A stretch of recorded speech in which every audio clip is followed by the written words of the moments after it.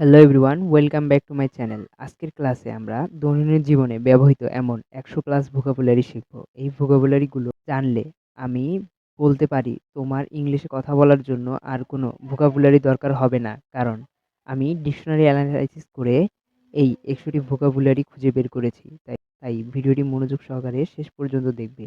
তার আগে তোমরা যারা আমার চ্যানেলে নতুন আছো, এখনই চ্যানেলটি সাবস্ক্রাইব করে পাশে থাকা বেল আইকনটি অবশ্যই বাজিয়ে দিবে, যাতে আমার নতুন ভিডিও সবার আগে তোমার কাছে পৌঁছায়। আর ভিডিওটিতে একটা লাইক দেবে, কারণ তোমার একটি লাইকের কারণে আমি নতুন ভিডিও বানাতে শক্তি পাই। তাহলে শুরু করা যাক আজকের ক্লাস।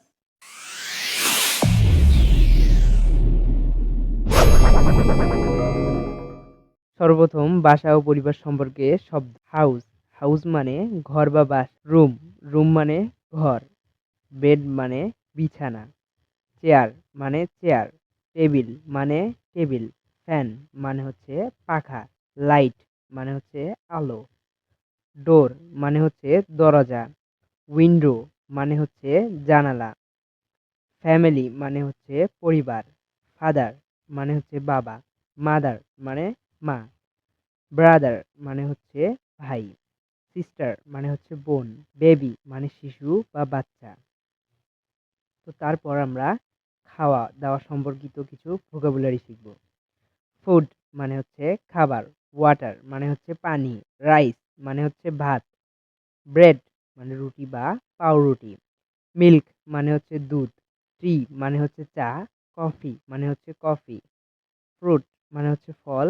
ভেজিটেবল মানে হচ্ছে সবজি। প্লেট মানে হচ্ছে প্লেট। স্পুন মানে হচ্ছে চামচ। গ্লাস মানে হচ্ছে গ্লাস। ব্রেকফাস্ট মানে হচ্ছে নাস্তা। লাঞ্চ মানে দুপুরের খাবার। ডিনার মানে রাতের খাবার।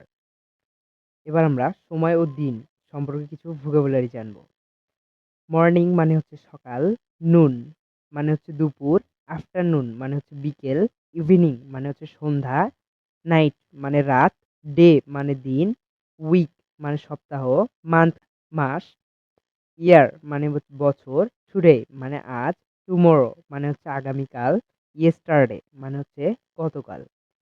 এবার আমরা মানুষ ও শরীর সম্পর্কে কিছু ভোকাবুলারি শিখব। ম্যান মানে হচ্ছে পুরুষ। ওম্যান মানে হচ্ছে মহিলা। বয় মানে ছেলে। গার্ল মানে মেয়ে। বডি মানে শরীর। হেড মানে হচ্ছে মাথা। হ্যান্ড মানে হচ্ছে হাত। লেগ মানে হচ্ছে পা। এআই মানে হচ্ছে চোখ। ইয়ার মানে হচ্ছে কান। নোজ মানে হচ্ছে নাক। মাউথ মানে হচ্ছে মুখ। হেয়ার মানে হচ্ছে চুল। এবার আমরা মৌলিক কিছু ক্রিয়া, কমন ভার্ব, সেই সম্পর্কে কিছু ভোকাবুলারি শিখব। গো মানে যাওয়া। কাম মানে আসা। ইট মানে খাওয়া। ড্রিঙ্ক মানে হচ্ছে পান করা।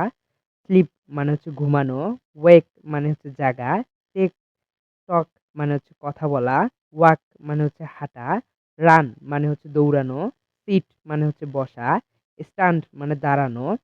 রিড মানে হচ্ছে পড়া। রাইট মানে হচ্ছে লেখা। সি মানে হচ্ছে দেখা। হেয়ার মানে হচ্ছে শোনা। এবার আমরা বাসা পরিষ্কার ও জিনিসপত্র সম্পর্কে কিছু ভোকাবুলারি শিখব। ক্লিন মানে হচ্ছে পরিষ্কার করা। ওয়াশ মানে হচ্ছে ধোয়া। সোপ মানে হচ্ছে সাবান। টাওয়াল মানে হচ্ছে তোয়ালে। ব্যাকেট মানে হচ্ছে বালতি। ব্রুম মানে হচ্ছে ঝাড়ু। ক্লথ মানে হচ্ছে কাপড়। ব্যাগ মানে হচ্ছে ব্যাগ। কি মানে হচ্ছে চাবি। লক মানে হচ্ছে তালা। এবার আমরা স্কুল ও অফিস সম্পর্কিত কিছু ভোকাবুলারি জানবো। স্কুল মানে হচ্ছে স্কুল। স্টুডেন্ট মানে হচ্ছে ছাত্রছাত্রী। টিচার মানে হচ্ছে শিক্ষক শিক্ষিকা।